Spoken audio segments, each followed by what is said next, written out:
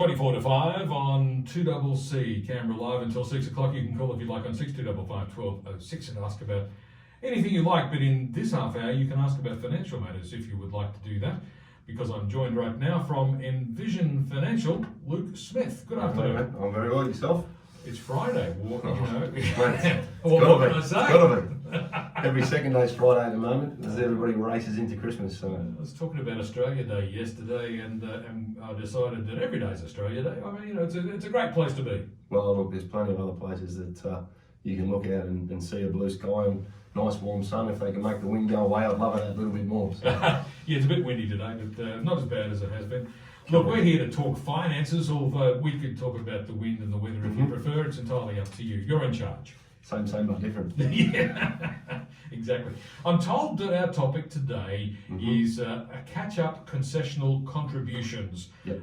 Well, you've got me there because I haven't got a clue what that is. So I guess we better start with what is a catch-up concessional contribution. Yeah, so this is probably going to be one of the most important pieces of legislative change that we've seen in the last couple of years. And basically what it means, in very simple terms, is every year you can put $25,000 into super and claim a tax deduction. Right. And we've spoken about making deductible contributions in previous shows. But so that's $25,000 on top of your compulsory. No, so including your compulsory. All wrapped up. Okay. So personal and what you get from your employer. Right. And if you've got an employer where they provide you with a defined benefit scheme, there is a documented amount that is recorded against your concessional cap. And for those in CSS, PSS, DFRDB and MSBS, they can go on the website of their respective fund, look at their concessional cap recording and see exactly what's been pegged against their 25,000. Okay. Now, this piece of legislation started from the 1st of July this year. Okay. Okay, so it's only a new piece of legislation that came to life at the start of this financial year. And all it says is, whatever you didn't use of your $25,000 limit last year, provided you meet certain criteria, you can carry it forward. Okay, that's useful because you can put more money into your superannuation and get that tax concession. Exactly. So now, again, awesome piece of legislation. I have questions. So you can carry forward unused cap from the previous year. Can you carry it forward from years even further back than that? You can, no, so it starts from this year. Right. But you can roll forwards for 5 years. Okay. Provided you do not have $500,000 of accumulated super or more. Okay. Okay, so two caveats there. So if you need to catch up to that level, this is a great way of doing it. So, okay, this is the best piece of legislation that they brought forward in many, many years, because if we think about the practical application of this, and this is one where people should be pulling the car over, taking notes and writing this down, because you need to go to your super fund last year, see what you contributed from your employer, and if you did a bit of salary sacrifice or you made your own contributions, see what was recorded in the fund. And you know that will be what you can carry forward this year. Okay, so if you had $10,000 of employer contributions go in last year, you have $15,000 you can roll forward. That will give you $25,000 this year, plus the 15 you didn't use last year. If my maths isn't too bad, I think that's 40,000. I think that's about 40,000 too. Now, if you're earning $100,000 in wages, and you can have, now you remember you won't be able to claim all of that 40 because part of it will be from your employer. Yes. But whatever you claim personally, this is where having the right strategy stacked gives you the ability to do this, because this now ties into the use of offset accounts, redraw facilities, starting pensions, to finding a funding mechanism to put money back into super. So there's lots of strategies out there that could allow you to free up some capital to be able to take advantage of this, because a $30,000 tax deduction is far better than a $15,000 tax deduction. And if we think about the use of this from a strategic standpoint, we're then jumping into, okay, maybe I'm selling an asset this year. Maybe I'm selling an investment property. Maybe I've got a capital gain I need to pay on it. Maybe I'd be better off putting 2 years of contributions in, or maybe waiting and selling it next year and putting 3 years of contributions in. So this strategy, or this piece of legislation, really gives us the ability to get, I'm going to say very loosely, super sexy with our contributions, because I've never met anybody that doesn't love a tax deduction. No, indeed not. So it's something that is uber useful. It's also uber useful for mums coming back to the workforce. Yes. Okay, dad's coming back to the workforce. Awesome. Haven't had some superannuation, come back in on good money and can afford to put some extra in. Use what you rolled forward from last year. Fantastic. People who are contracting, sometimes their wages can go up and down and all around depending on the amount of work they do, their hourly rate and whatever else goes on. You may not have put anything in last year. Okay, let's get some in this year. Think about this one. What if you took money that you'd accumulated, or you took money from somewhere else, made a contribution into super because you're approaching retirement, claimed a tax deduction, and then pulled the money out of super tax-free, paid your house off? That sounds good. There's one you can pass in a circle when you stop and think about it, because you get the benefit of a tax deduction. You've got the money in super, you're over 60, you've retired, you pull the money out on a tax-free basis, and you've effectively paid off a chunk of your house at a 15% tax rate.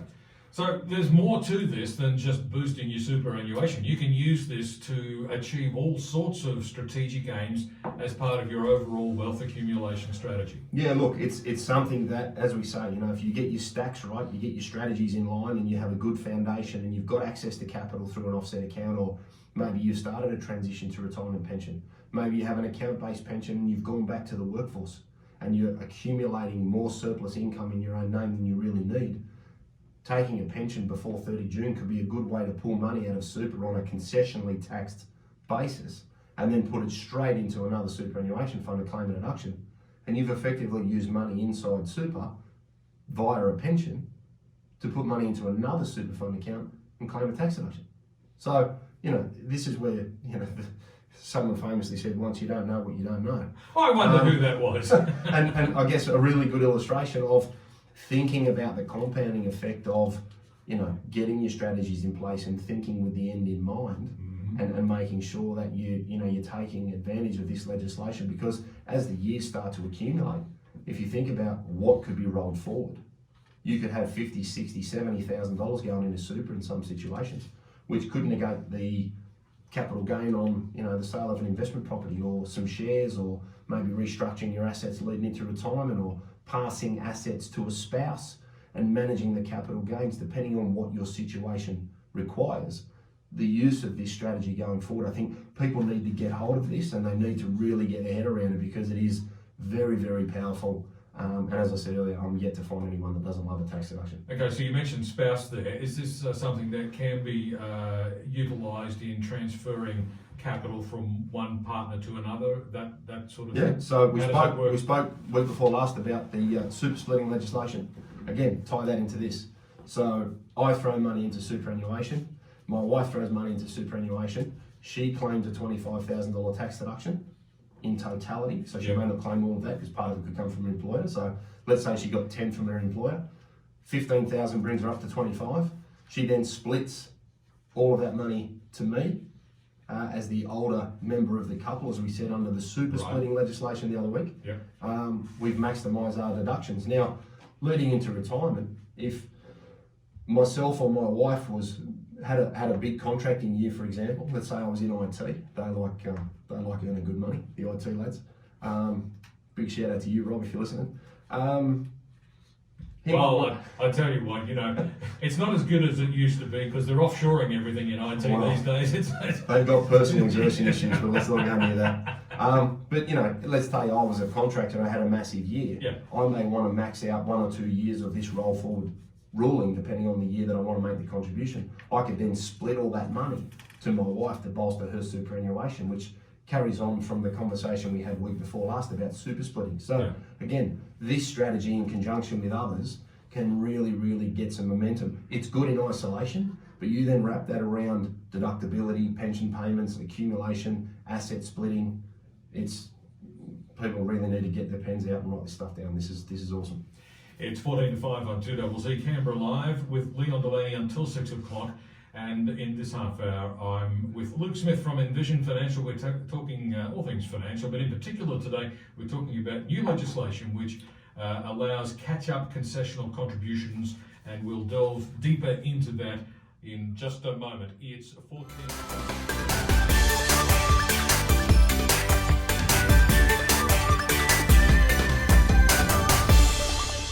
11 to 5 on 2CC, Canberra live until 6 o'clock. You can join us if you'd like on 6255 1206. And in fact, if you have a financial question, you can ring us up right now and have a chat with Luke Smith from Envision Financial.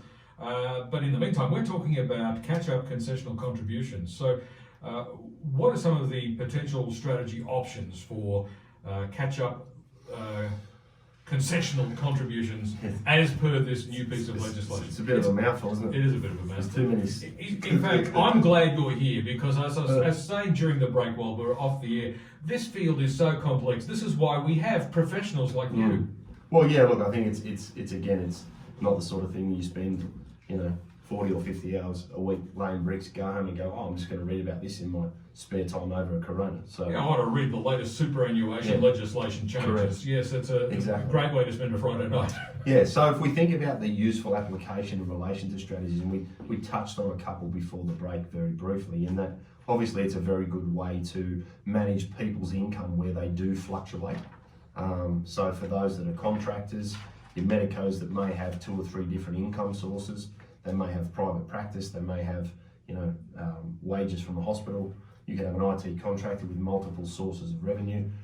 Using the legislation going forwards, obviously, as the years start to accumulate, the power of this really starts to accelerate because you've got more and more getting carried forward, obviously, provided you meet those two caveats we talked about earlier. But managing income is very important, obviously from an asset equalisation perspective.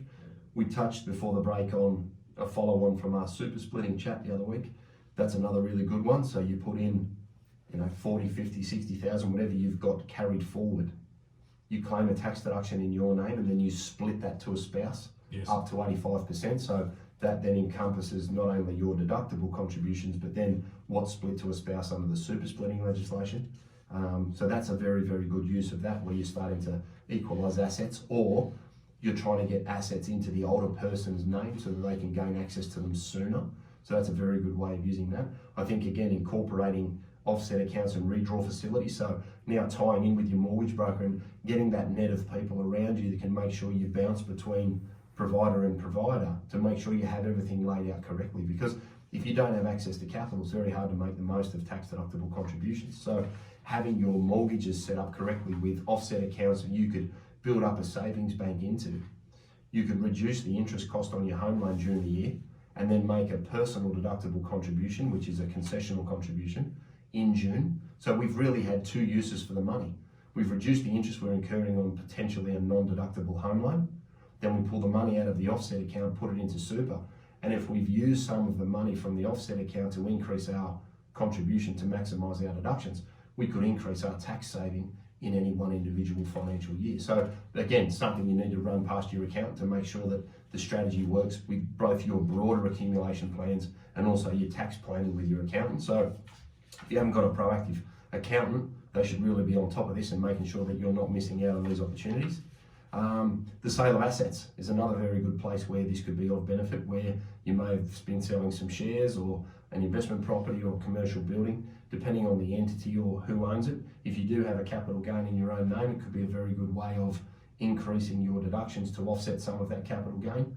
Similarly, if you're receiving trust distributions, if you've got assets accumulated in a company or a trust and you're paying that out, will increase your personal assessable income. Increasing your personal deductible contributions through use of this strategy could be another way to help to try and mitigate the income tax that you pay in any one financial year.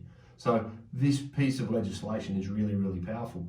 For those in retirement phase or those that are sort of in and out of the workforce, they may be doing a few hours and have already started an income stream by way of a pension. What if you didn't have money lying around towards the 30th of June? You made a pension payment out of your accumulated pension account. You then use that money to put the money back into super and claim 100% of that money as a tax deduction.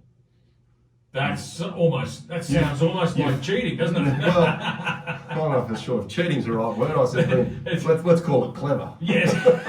No, it's perfectly legal, don't get me wrong. Yes, this is the whole point, though. That's why you keep saying you're so enthusiastic about this legislation. Yeah, look, I think this is, it's hard for me to get excited about legislation, but I think this is really something for the listeners that they need to keep in mind because it is really, really powerful.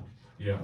And if we're seeing more and more people be indebted, people should have offset accounts set up. They should be saving into those facilities paying down their debts, but also then having access to those funds for things like this to be able to then broaden their retirement planning and take into account pensions, take into account annual incomes, take into account spousal situations, take into account what they're going to do this year, and be proactive about it.